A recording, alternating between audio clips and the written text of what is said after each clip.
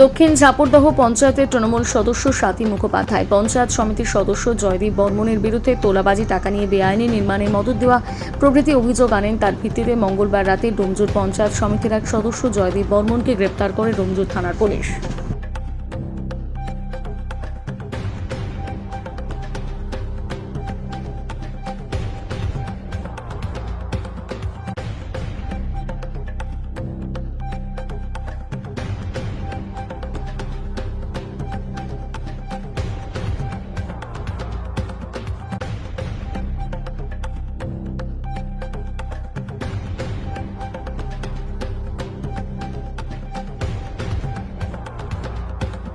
সভা থেকে আমাকে ঘর ছাড়া করেছিল, ঠিক আছে।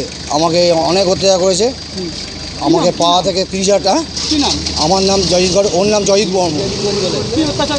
আমাকে আমি বিজেপি করি বলে আমাকে অত্যাচার করেছিল, ঘর ছাড়া করেছিল।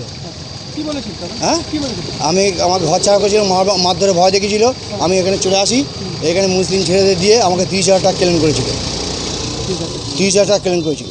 এখন তো অ্যারেস্ট হয়েছে। হ্যাঁ, অ্যারেস্ট হয়েছে। আমার ভালো লাগছে, ওকে অ্যারেস্ট লাগানো, ওকে মারা জ্যান্ত ফাঁসি দেওয়া হোক, নাহলে আমাদের হাতে ফেলে দিক, আমরা মেরে দিচ্ছি জ্যান্ত। হ্যাঁ, আমার নাম জয়িত ঘটক। পঞ্চায়েত সদস্য, পঞ্চায়েত সমিতির সদস্য অ্যারেস্ট হয়েছে। পঞ্চায়েত সমিতির সদস্য এদেরটা প্রতি মেম্বার দেখুন না, এবারে একের পর এক মানে কোনো জায়গায় দেখবেন হ্যাঁ মানুষের ব্যবহার করা পুকুর, ডোবা বুঝিয়ে বেনামি জমি এবং হুমকি মেরে প্রত্যেকের, একটু আগেই শুনলেন একজনকে 30,000 টাকা বলেছিল। তার অপরাধ কি না, সে বিজেপি করে। তো এখন বিষয়টা হচ্ছে আমাদের কর্মীরা তাদেরকে প্রত্যেককে সম্মান করবে, ঠিক কোমরে এইভাবে দড়ি বাঁধবে, হাফ প্যান্ট আর গেঞ্জি পরে সকল মানুষের সামনে নিয়ে যাবে। যেই মানুষের সামনে এরা চোখ রাঙিয়ে অন্যায়ভাবে দাবি করেছে, আজকে তারাও দেখবে যে বিজেপি সরকার আসায় মানুষের কতটা সুশাসন এবং দুষ্কৃতীদের কি কাল দিন ঘনিয়ে আসছে, সেটা সকলেই দেখতে পাচ্ছে। আপনার নাম?